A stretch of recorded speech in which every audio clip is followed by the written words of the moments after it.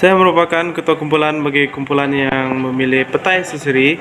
Jadi kami terdiri daripada 6 orang, yaitu termasuk saya sendiri. Saya adalah bernama Jeff Kelbum Analasu dan diikuti ahli yang seterusnya adalah Elysia Sena anak Alexander Billy, Scandinavian anak Gundi, Venusia Jenny anak Ijin, Cynthia Dayang John dan Azmil bin Dani.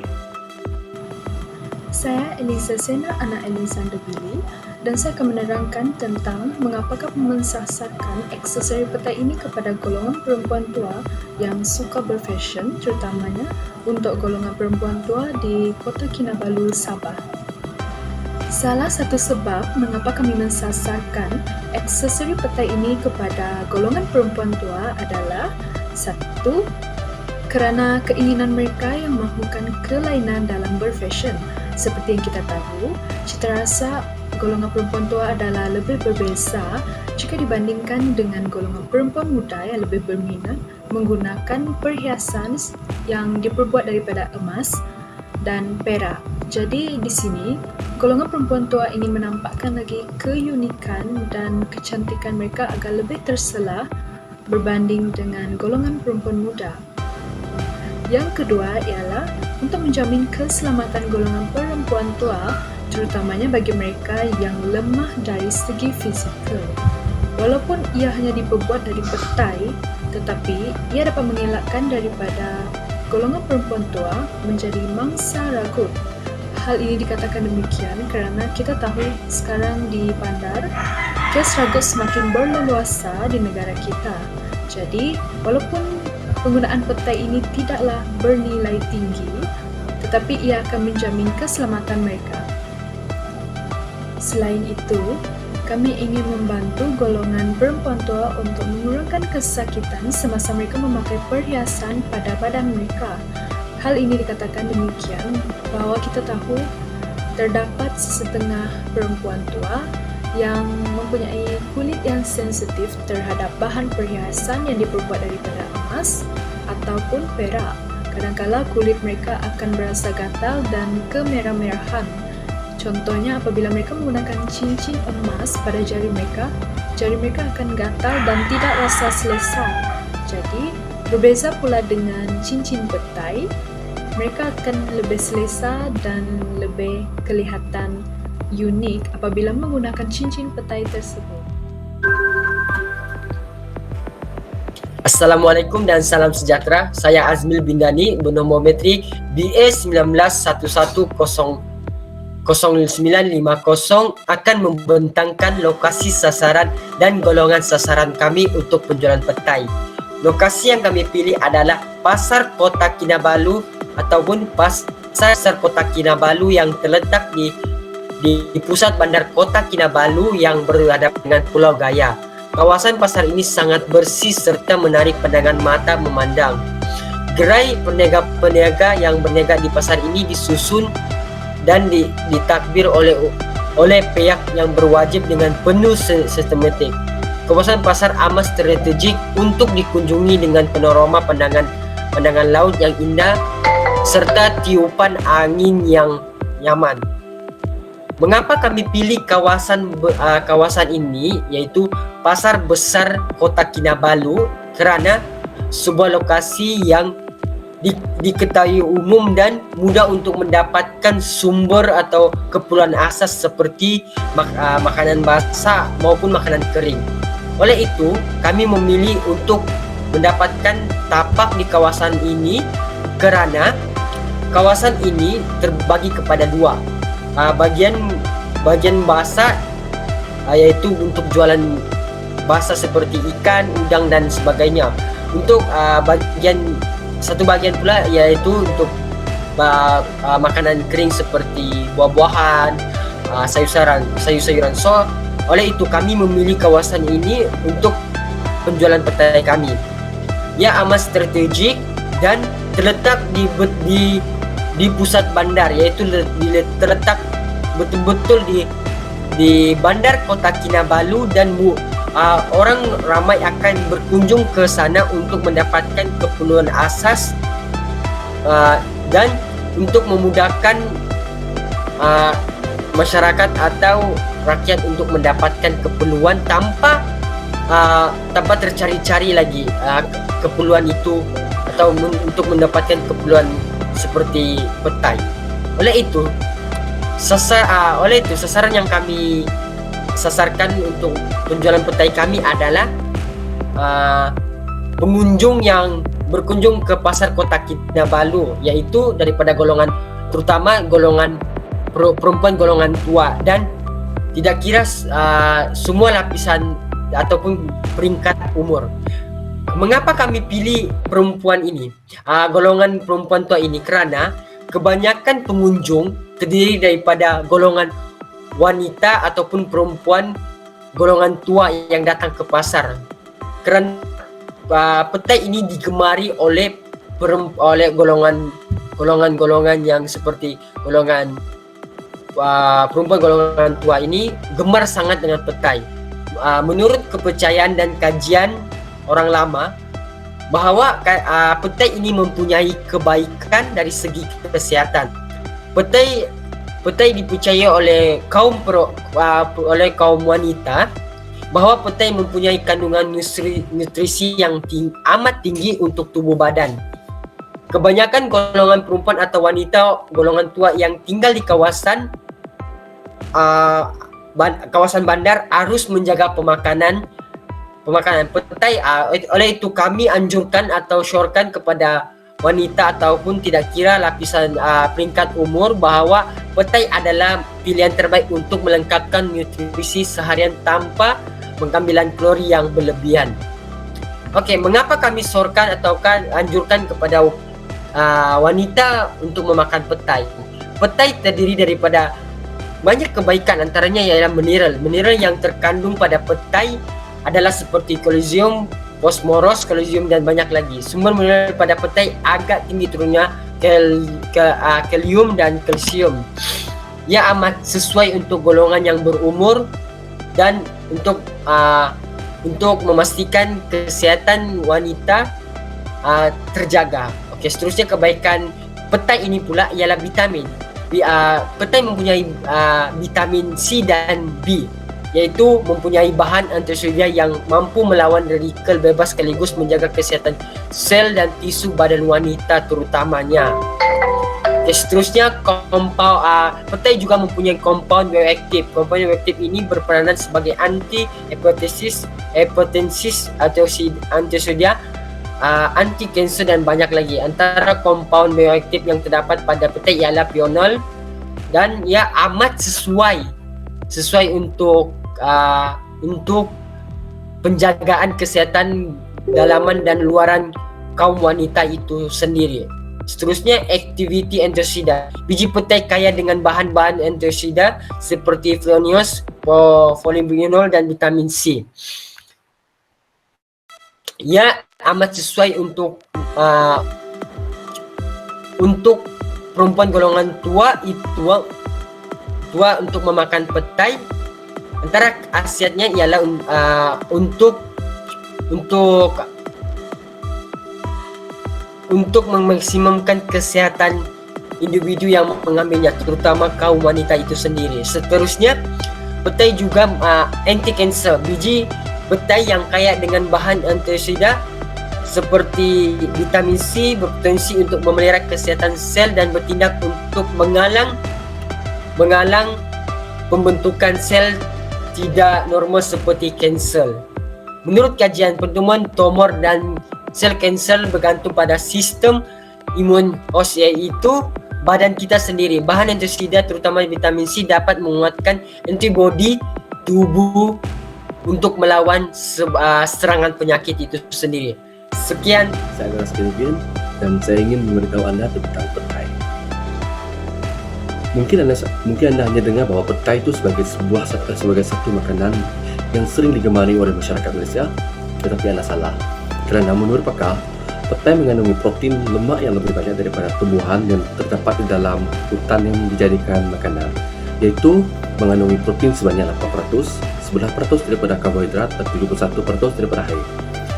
Maka petai bukan saja dijadikan sebagai satu makanan ataupun satu makanan yang sehat, tetapi ianya juga dapat dijadikan sebagai satu sumber atau bahan yang digunakan untuk menghasilkan perhiasan terutamanya bagi kaum wanita, yaitu gelang. Menurut saya, gelang yang dihasilkan daripada petai dapat lebih bertahan lama daripada gelang biasa, yaitu seperti gelang manik yang dihasilkan daripada tali ataupun getah kerana ianya mudah lentur, namun berlawanan dengan tali yang dihasilkan daripada kulit petai, ianya lebih kuat, tahan lama, dan lebih kukuh jika dibawa ke dalam air. Dan seterusnya, kasut. Seringkali kita mendengar bahawa kasut yang dihasilkan adalah terhasil daripada kulit haiwan seperti ular, buaya dan sebagainya. Namun, tahukah anda kulit petai dapat dijadikan sebagai bahan untuk menghasilkan kulit kepada kasut. Tetapi walaupun harganya murah dan kualitinya mungkin kurang daripada jika dibandingkan dengan kulit kasut yang dihasilkan daripada kulit haiwan, tetapi ianya sama taraf kerana ianya dapat bertahan selama 4 ataupun 5 tahun. Dan seterusnya adalah jam tangan. Kulit petai yang digunakan sebagai tali untuk jam tangan dapat mengelakkan bau peluh pada bahagian jam tangan tersebut. Hal ini kerana petai yang dihasilkan adalah tali yang dihasilkan daripada petai adalah terdiri daripada kulit yang mengandungi akar-akar ataupun urat-urat kulit petai, iaitu seperti rambut tu, dan itu dapat membuatkannya seperti lebih kukuh dan lebih selesa untuk digunakan. Yang seterusnya adalah anting. Okey, menurut pandangan saya, kami telah menghasilkan satu anting yang berbentuk biji petai, dan itu menarik untuk digunakan oleh kaum wanita, terutamanya golongan pemuda, kerana ianya dapat menyerlahkan lagi keayuan mereka dan mampu memberikan keyakinan kepada wanita yang berada di luar sana. Dan seterusnya bukan sahaja petai dapat digunakan sebagai sumber untuk perhiasan, tetapi ianya juga dapat digunakan sebagai perubatan seperti menghilangkan gatal. Petai dapat digunakan untuk menghilangkan bekas gigitan daripada serangga, iaitu dengan meletakkan biji petai tersebut, dan begitu juga dengan ketuat. Ianya perlu diletakkan pada bahagian yang mempunyai bekas tersebut ataupun ketuat tersebut. Seterusnya, menurut kajian, petai dapat mengurangkan risiko kematian akibat stroke. Ini telah terbukti, iaitu kematian yang berlaku akibat stroke telah berkurang sebanyak 40%, dan kami telah menghasilkan satu ubat yang berbentuk pil, dan ianya tidak mempunyai bau petai, malah mempunyai bau wangian, kerana kami telah memberikan campuran seperti daun yang memberikan kesegaran kepada mulut anda. Sekian, terima kasih. Kumpulan kami telah mencipta slogan, iaitu berbunyi, petai menggayakan penampilan wanita kelihatan sentiasa muda. Sebab slogan ini dipilih adalah kerana berkait dengan fashion. Seterusnya, menggunakan perkataan petai sebagai penguat dalam slogan. Hal ini demikian, petai merupakan aksesori utama untuk digunakan sebagai perhiasan untuk menggayakan wanita. Jadi yang seterusnya adalah mampu memberikan keyakinan kepada golongan wanita berumur untuk menggunakan perhiasan dari petai. Hai, nama saya Funisa Jenny, anak izin memegang Kametrik BS 19110494. Hari ini saya ingin membentangkan tentang strategi pemujukan bagi aksesori petai.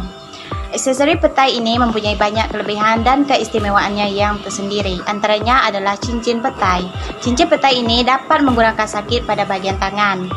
Untuk mendapatkan kesan yang lebih mendalam, penggunaan cincin petai ini haruslah kerap disarungkan agar kesakitan di bahagian tangan dapat dikurangkan, malah memberi banyak tenaga kepada pengguna untuk melakukan pelbagai kerja tanpa menghiraukan kesakitan yang dihadapi lagi.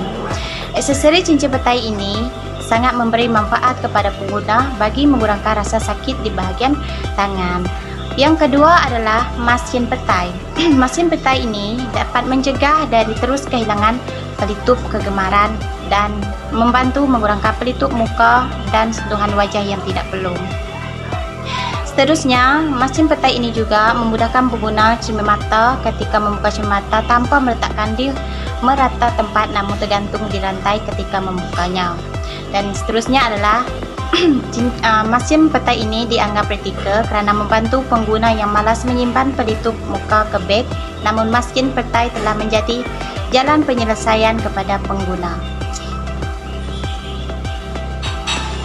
Yang ketiga adalah jam tangan petai. Jam tangan petai ini dapat membantu pengguna untuk mengingati waktu-waktu penting yang harus diutamakan tanpa rasa cuai atau mudah lupa. Seterusnya adalah jam tangan petai ini juga bagi mereka yang mudah lupa itu, pemakaian jam ini membolehkan mereka ingat balik sesuatu perkara yang sering dilupakan. Keistimewaannya yang kedua ialah membantu menormalkan tekanan darah pada badan. Oleh itu, aksesori jam tangan petai ini sangat berbaloi bagi mereka yang memakainya. Dan yang terakhir adalah subang petai.